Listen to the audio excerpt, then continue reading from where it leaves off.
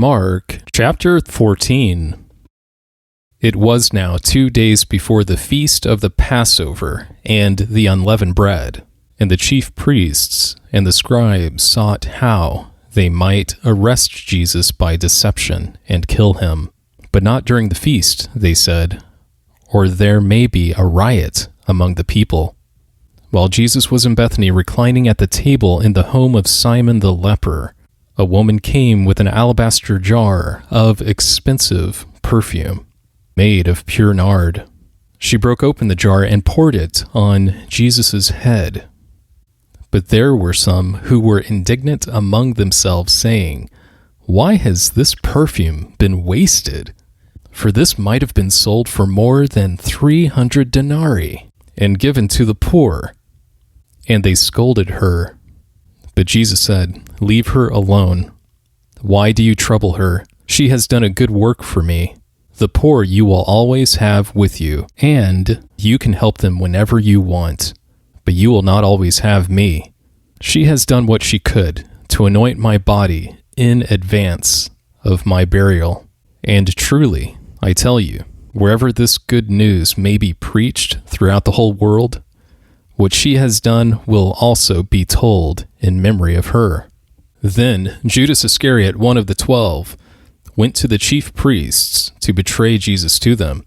And when they heard it, they were glad and promised to give him money. And he sought how he might conveniently deliver him. On the first day of unleavened bread, when they were killing the Passover, his disciples asked him, "Where do you want us to go and prepare that you may eat the Passover?" He sent 2 of his disciples and said to them, "Go into the city, and there a man carrying a pitcher of water will meet you. Follow him. And whichever house he enters, say to the owner, 'The teacher asks, where is my guest room, where I may eat the Passover with my disciples?' He will himself show you a large upper room furnished and ready. Get ready for us there."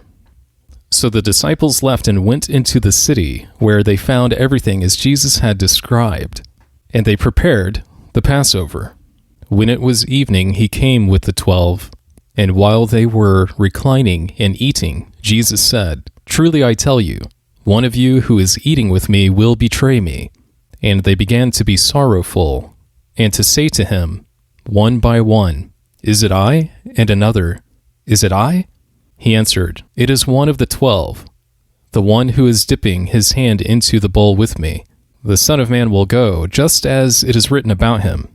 But woe to that man by whom he is betrayed. It would be better for him if he had not been born." As they were eating, Jesus took bread, and when he had blessed, he broke it, and gave to them, and said, "Take, eat. This is my body." And he took the cup, and when he had given thanks, he gave it to them, and they all drank of it. He said to them, "This is my blood of the covenant, which is poured out for many. Truly I tell you, I will no more drink of the fruit of the vine until that day when I drink it anew in God's kingdom." And when they had sung a hymn, they went out to the Mount of Olives. Jesus said to them, "All of you will be made to stumble because of me tonight, for it is written, 'I will strike the shepherd, and the sheep will be scattered.' But after I have risen, I will go ahead of you into Galilee." But Peter said to him, "Although all will be offended, yet I will not." "Truly I tell you," Jesus replied, "this very night, before the rooster crows twice, you will deny me 3 times." But Peter kept insisting, "Even if I have to die with you, I will never deny you." And all the others said the same thing. They came to a place which was named Gethsemane. He said to his disciples, "Sit here while I pray." He took with him Peter, James, and John, and began to be deeply troubled and distressed. Then he said to them, "My soul is consumed with sorrow to the point of death. Stay here and keep watch." Going a little farther, he fell to the ground and prayed that, if it were possible, the hour would pass from him.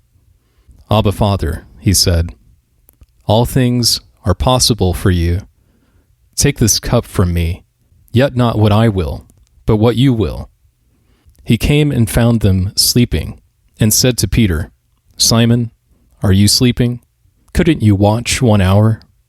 Watch and pray, that you may not enter into temptation. The spirit indeed is willing, but the flesh is weak." And again he went away and prayed, saying the same words.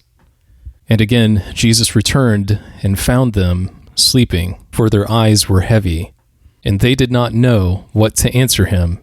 When Jesus returned the third time, he said, "Are you still sleeping and resting? That is enough. The hour has come. Look, the Son of Man is betrayed into the hands of sinners. Arise, let's get going. Look, he who betrays me is at hand." Immediately, while he was still speaking, Judas, one of the 12, came, and with him a multitude with swords and clubs, from the chief priests, the scribes, and the elders. Now the betrayer had arranged a signal with them. "The one I kiss is the man. Arrest him, and lead him away securely." Going directly to Jesus, he said, "Rabbi, Rabbi," and kissed him. They laid their hands on him and seized him. And one of the bystanders drew his sword and struck the servant of the high priest, cutting off his ear. Jesus answered them, "Have you come out as against a robber with swords and clubs to seize me? Every day I was with you, teaching in the temple courts, and you did not arrest me. But this has happened, that the scriptures would be fulfilled."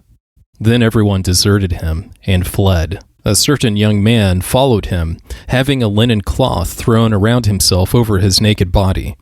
The young men grabbed him, but he pulled free of the linen cloth and ran away naked. And they led Jesus away to the high priest, and with him were assembled all the chief priests and the elders and the scribes. Peter had followed him from a distance until he came into the court of the high priest. He was sitting with the officers and warming himself in the light of the fire. Now the chief priests and the whole council sought witnesses against Jesus to put him to death, and found none. For many bore false witness against Jesus, but their testimony was inconsistent.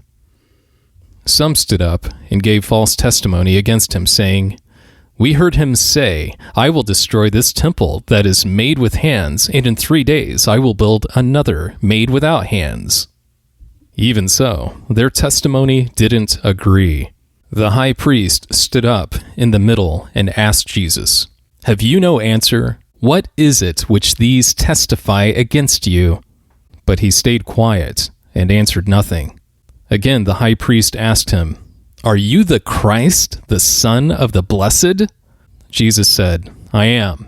You will see the Son of Man sitting at the right hand of power and coming with the clouds of the sky.'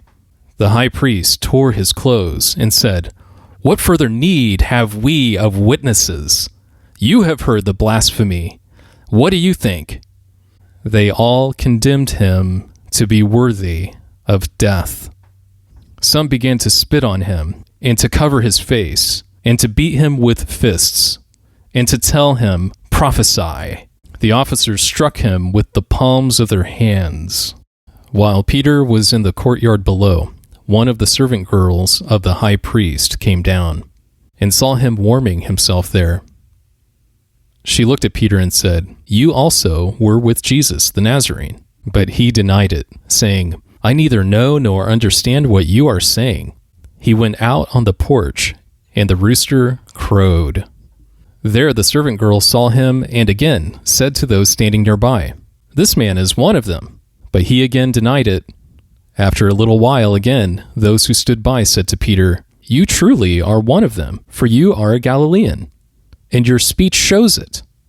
But he began to curse and to swear, 'I don't know this man of whom you speak.' The rooster crowed the second time. Peter remembered the word, how that Jesus said to him, 'Before the rooster crows twice, you will deny me 3 times. When he thought about that, he wept.